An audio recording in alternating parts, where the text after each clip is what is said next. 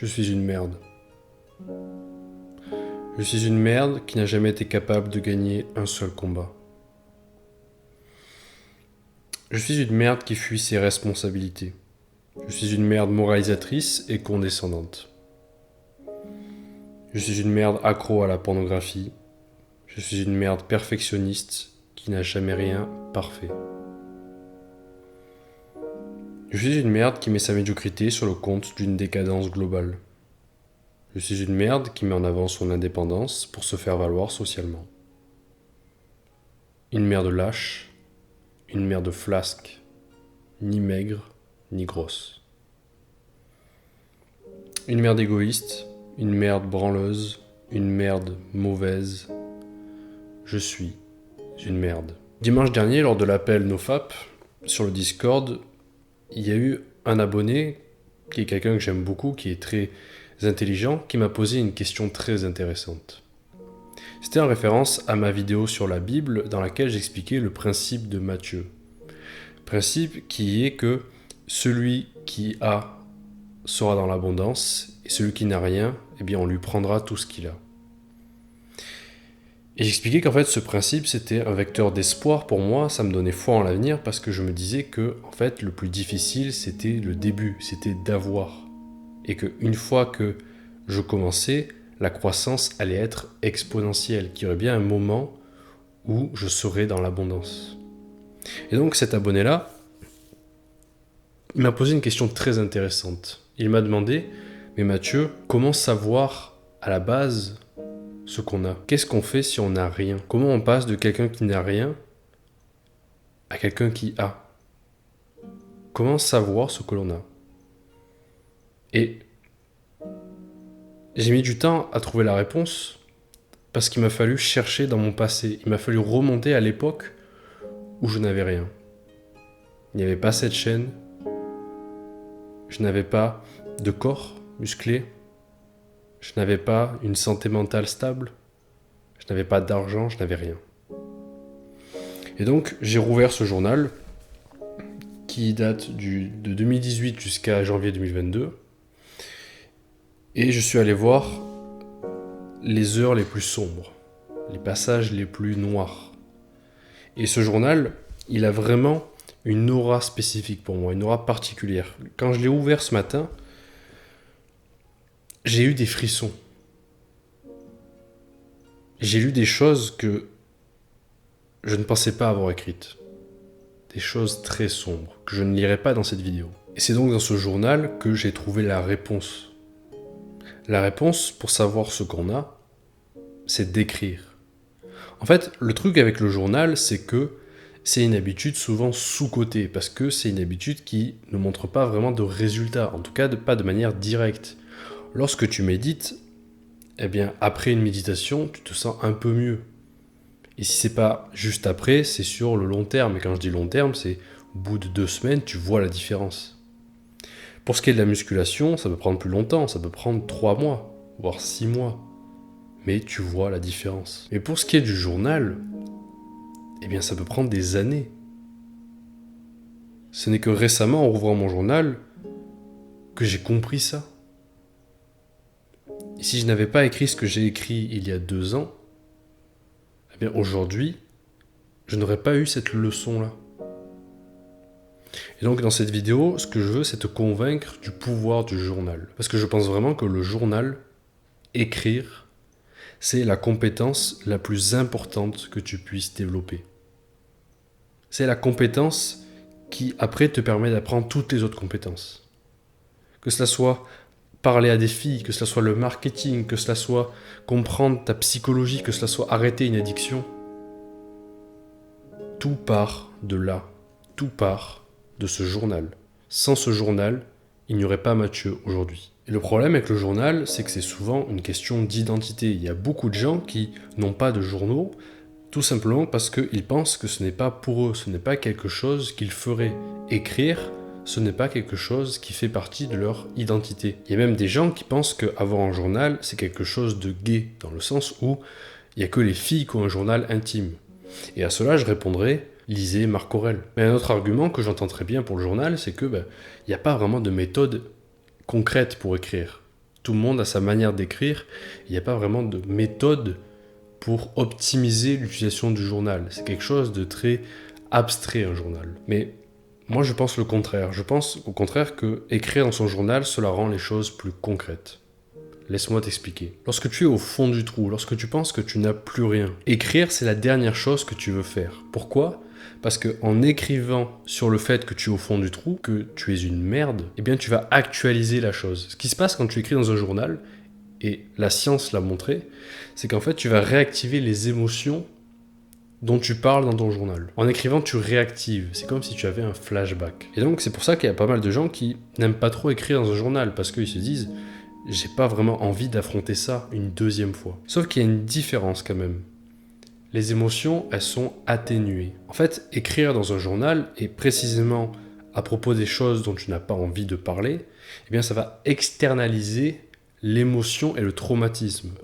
Tout simplement, ça va construire ta résilience. En fait, lorsque tu écris, eh bien tu changes de point de vue. C'est comme si tu revoyais la scène sous un autre angle, comme si tu étais spectateur ou analyste. En fait, tu n'es plus vraiment toi-même, tu es plutôt une tierce personne. Tu es plus comme un spectateur qui regarde le film et qui partage les émotions du personnage plutôt que le personnage en lui-même.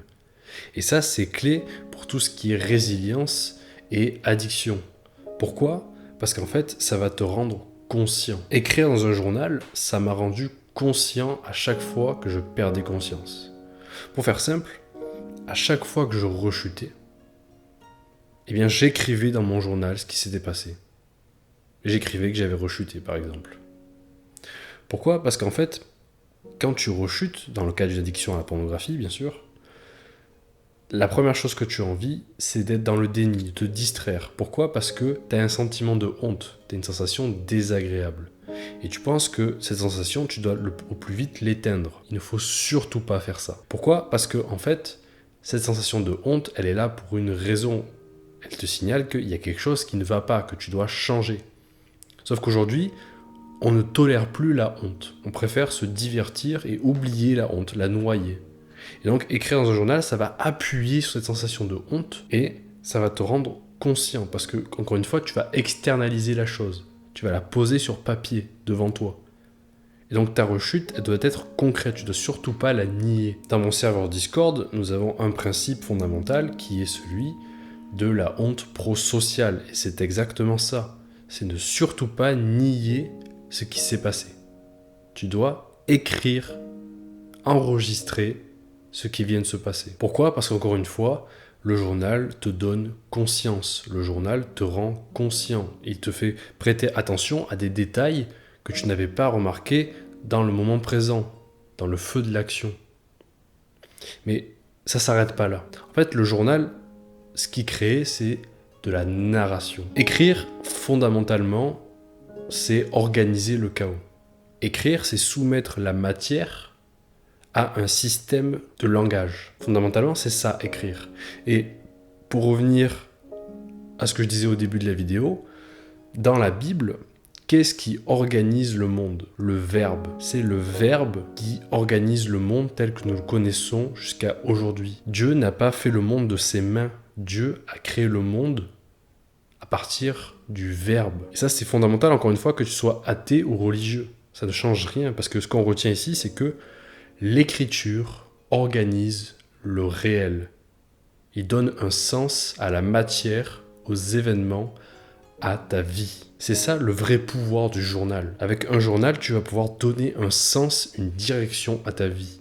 C'est pour ça que c'est si fondamental lorsque tu veux commencer le développement personnel, lorsque tu penses que tu es perdu, que tu n'as rien, eh bien de commencer par écrire. Avant de faire des pompes, avant de méditer, avant de faire une dopamine détox, tu dois écrire. Et j'irai même plus loin en disant que personnellement, je vois le journal comme une prière. Non pas une prière dans le sens d'une demande à Dieu de nous sauver, de changer la réalité, mais plutôt une prière adressée à soi.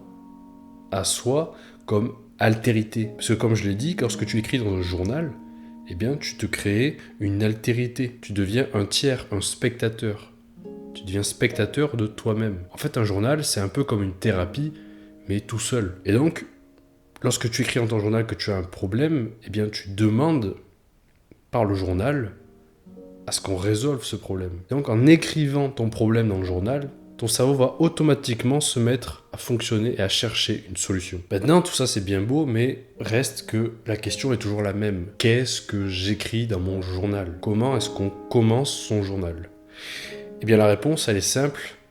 Tu écris n'importe quoi. En fait, peu importe ce que tu écris, ça marche quand même. C'est ça qui est génial avec le journal, c'est que tu peux écrire vraiment n'importe quoi, ça a quand même son effet. Ça va quand même alléger ton esprit et le faire fonctionner à nouveau parce qu'il va arrêter de ruminer toujours sur les mêmes pensées. Que ça soit ta pensée un éléphant rose ou ton addiction à la pornographie, ça change rien. Ça va mettre ta pensée en mouvement. Maintenant, personnellement, j'ai 3 manières d'écrire dans mon journal. La première, c'est l'exploration du passé. C'est pour moi l'écriture la plus importante, surtout lorsque tu commences, parce que c'est celle qui va le plus t'éclairer. En fait, souvent les problèmes que tu as actuellement, ils trouvent leurs racines dans le passé, dans des événements traumatiques. Si tu as une addiction à la pornographie, c'est pas juste parce que maintenant, tu as envie de regarder de la pornographie. Non, c'est parce que dans le passé, il s'est passé quelque chose. Que ce soit un divorce, que ce soit des problèmes de relations sociales, que ce soit un problème de confiance en soi, il y a un problème à la racine qui explique cette addiction. Et on a tous un problème un peu différent. Et donc en explorant ton passé, eh bien, tu vas éclairer quel est le chemin, quel est le sens de ta vie. Tu vas donner sens à ta vie, au moins à ta situation présente. Même si ta situation présente est catastrophique, au moins maintenant, tu sais comment tu en es arrivé là. Tu as une explication. Tu n'as pas l'impression d'être au milieu de nulle part sans savoir vraiment d'où tu viens. La deuxième manière d'écrire, c'est l'actualisation du présent. C'est assez simple en fait, c'est tout simplement écrire comment tu te sens là maintenant. Et souvent ça fait du bien de prendre du recul sur ses émotions. C'est un peu la forme qui se rapproche le plus de la méditation, c'est se mettre dans l'instant présent en prenant conscience de ses émotions. Enfin, la troisième manière d'écrire, c'est la projection dans l'avenir. C'est pour moi la manière d'écrire la plus amusante, on va dire, parce que c'est la plus libre. C'est celle dans laquelle tu poses des objectifs, dans laquelle tu te projettes et tu définis une vision. Et ce qu'il faut bien comprendre lorsque tu écris au futur, c'est que c'est pas très important de savoir si ça va se réaliser ou pas. Ce qui compte, c'est de poser une vision, une direction, un idéal. Quelle est la personne que tu veux être dans 10 ans? Quelles actions tu dois prendre pour arriver à cette personne dans 10 ans? Donc 3 manières d'écrire, au passé, au présent et au futur. Et je t'encourage vraiment à écrire dans ton journal le plus régulièrement possible. Parce que le plus régulièrement possible tu écriras, le plus cela deviendra une habitude. Surtout si tu n'as pas l'habitude de base d'écrire. Mais surtout, le plus tu vas écrire, le plus tu auras une vision claire de ta vie. Et donc, de comment résoudre tes problèmes et de quelle vie tu veux avoir plus tard. Écrire, et surtout écrire dans un journal, c'est vraiment, je dirais, la chose qui a changé ma vie. Sans ce journal, il n'y aurait pas cette chaîne YouTube, il n'y aurait pas de Discord, il n'y aurait pas de coaching, il n'y aurait pas de Mathieu. Je ne sais même pas honnêtement si aujourd'hui je serais encore en vie. Mais au-delà seulement de l'addiction et des traumatismes, écrire dans ton journal va te permettre de devenir articulé. Et être articulé, c'est la compétence la plus recherchée aujourd'hui. Pourquoi ? Parce que lorsque tu es articulé, eh bien tu peux transmettre aux autres ce que tu veux. Lorsque tu es articulé, il n'y a plus de chaos. C'est toi qui ordonnes le chaos. Ça veut dire que tu peux contrôler ta vie. Et pour finir, je dirais, écris ta propre histoire ou quelqu'un d'autre l'écrira à ta place. Allez, à la prochaine.